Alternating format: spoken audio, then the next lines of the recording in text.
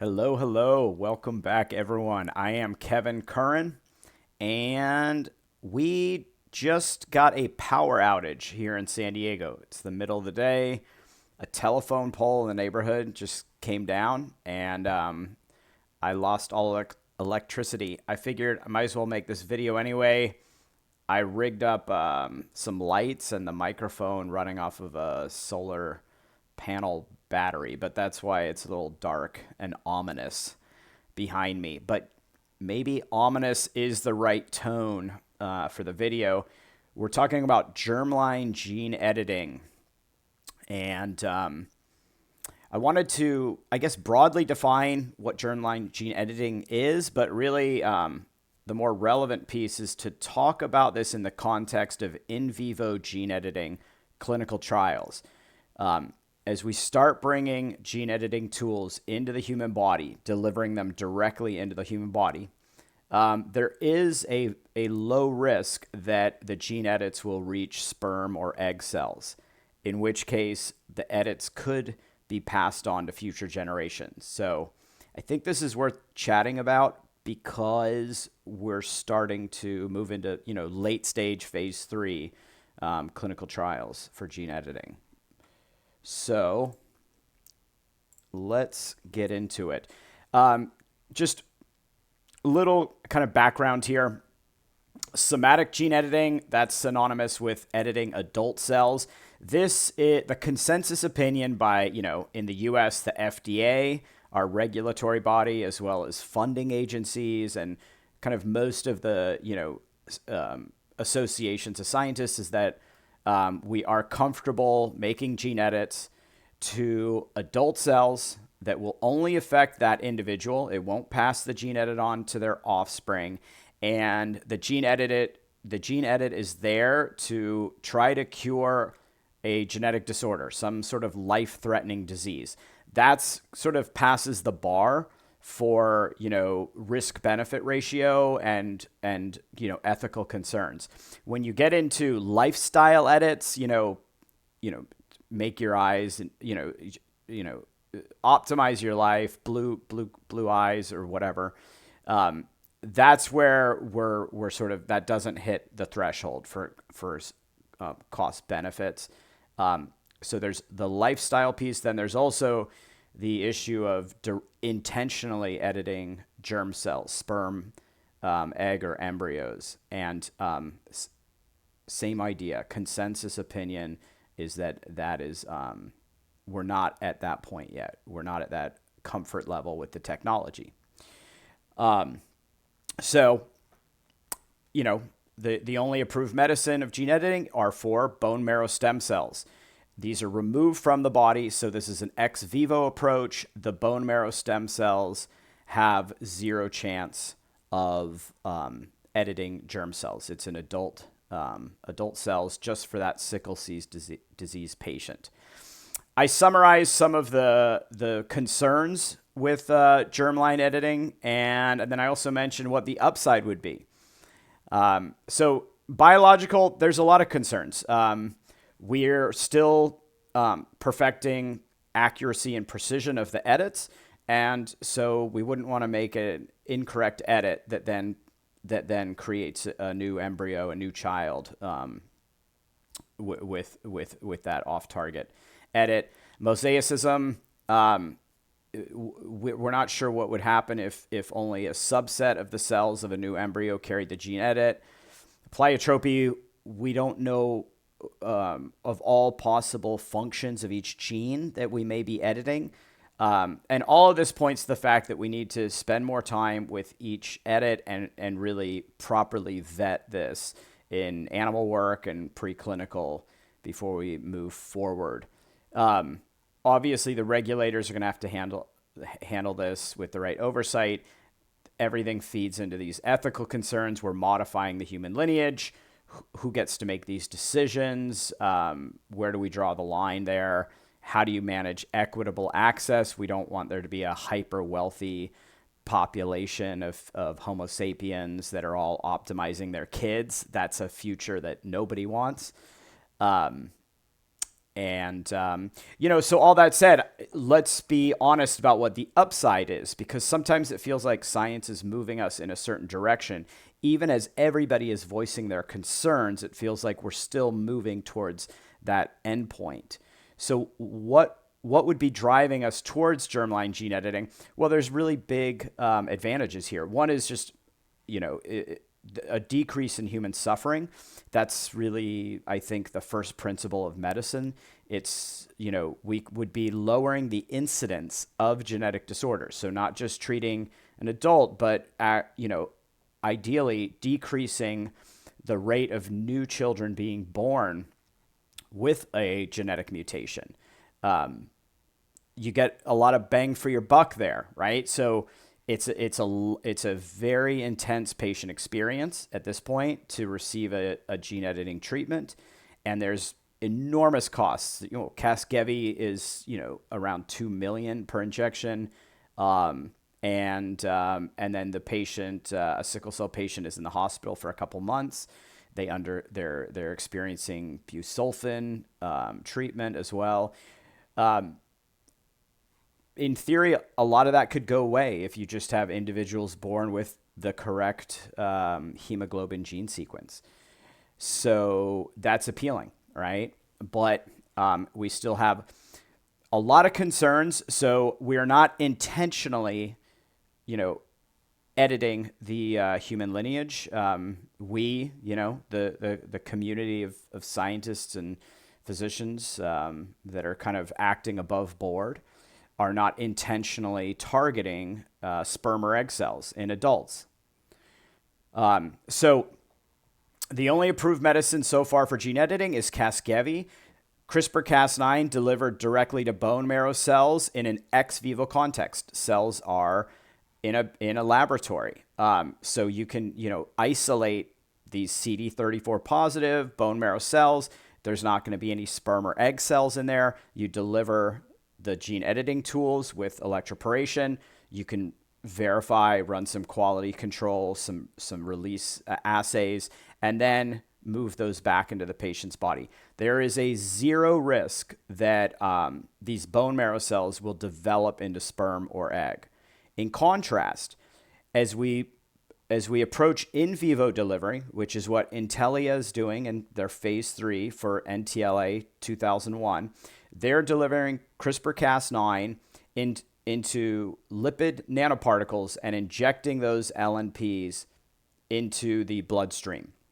And those LNPs are designed to target and enter in and modify liver cells. That said, there is a non-zero risk that sperm or egg cells will be modified if we go in vivo. It is possible. It's very, very low risk, and it's something that you can track in clinical trials. But we don't know exactly where these LNPs are going to land once they get into the bloodstream. They're going to be near, right? They're going to be near the ovaries, for example. So how near? Okay, well, it turns out we have some information here. And here's a little image, showing that an LNP with with a CRISPR-Cas9 inside, and it's coated in these ApoE proteins, which will dock up with LDL receptors into the liver. But we may see delivery to tissue in and around ovaries and testicles. That's where you'll find your sperm and egg cells. Okay, what am I talking about? Well, there was this interesting article that didn't get much press. It was written in Stat News.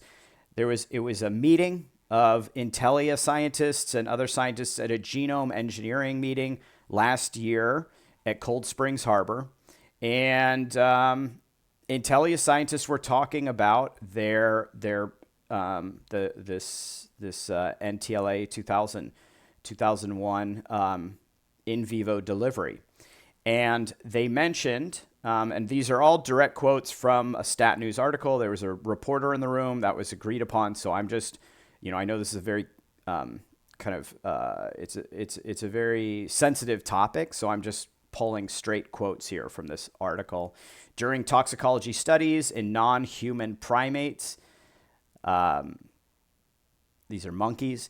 Intellia scientists discovered editing had taken place at low levels outside of the liver, spleen, and adrenal. And then 3 out of 12 female monkeys, they found editing in the animal's ovaries. Okay. To further investigate, Intellia began a series of mouse experiments when researchers pushed the dose to 10 times what a patient would be given, so a very high dose. They did see editing happening in more than 1% of cells in the ovaries.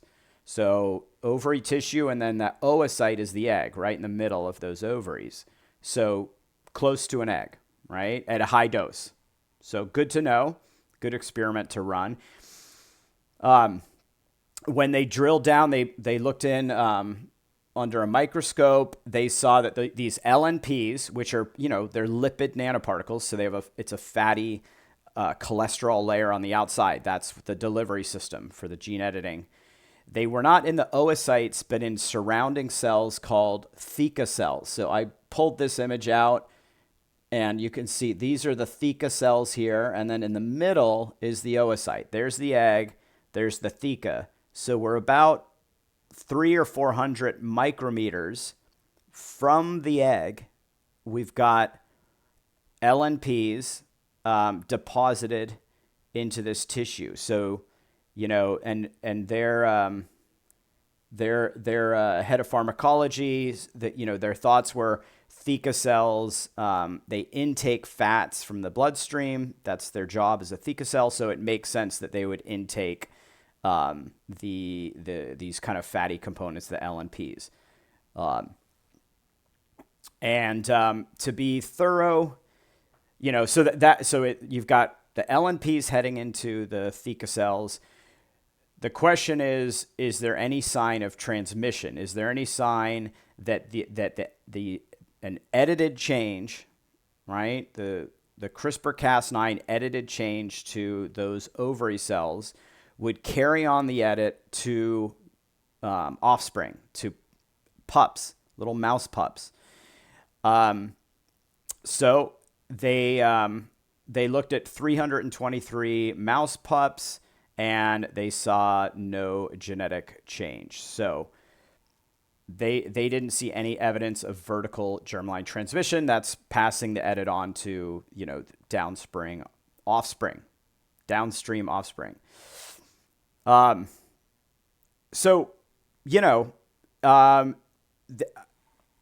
Again, it's kind of two questions. Is this something we intentionally want to do? And I think at this point, the answer is no. And then the question becomes, how thorough and careful do we want to be about not accidentally introducing edits to germ cells? And that brings up the idea of regulation. So in the U.S., Peter Marks of the FDA was asked this question directly by a stat reporter, and the answer is reasonable. There must be an acceptable balance between risks and benefits to the study subjects on these clinical trials, while also achieving their scientific objectives. So there's no hard no in there, right? It's a question of what's the disease, what's the risk benefit to the patients, and does this represent an acceptable risk? Okay, very tempered response, but it's not a hard no in terms of low-level kind of accidental germline editing. So I think this kind of begs the question, how closely should this be monitored? One way to think about this is, does it make sense to require women of childbearing age in a phase 3 clinical trial? Do we want to be monitoring germline edits in the ovary? Same can be asked of men. Do we want to be searching for edits in some manner to see, so that when a drug goes to market, we have that data from a clinical trial?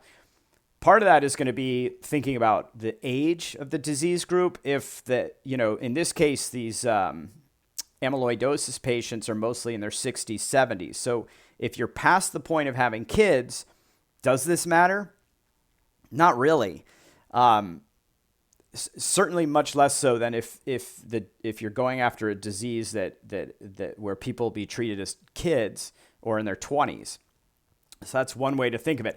Every disease and delivery system, whether it's an LNP or a VLP or electroporation or ex vivo, in vivo, I think ultimately all these factors have to be considered, and then, an ethical board and the regulators, the FDA needs to determine what's the level of scrutiny here in terms of accidental germline editing. Okay. And that's in the US, right? Now, broaden that out to the entire world. Every nation can set their own levels of scrutiny with their health regulators, their federal funding agencies that may fund these projects. So this really is we're talking about Homo sapiens as a population, but the regulatory piece can get siloed nationally. So I think this is fascinating. I'll be tracking this over time and talking about it, but please share your thoughts in the comment section, and we'll kind of keep up with this together. All right, folks, I'm about to lose battery power here. Things just got even darker. So over and out, and I will see you next time.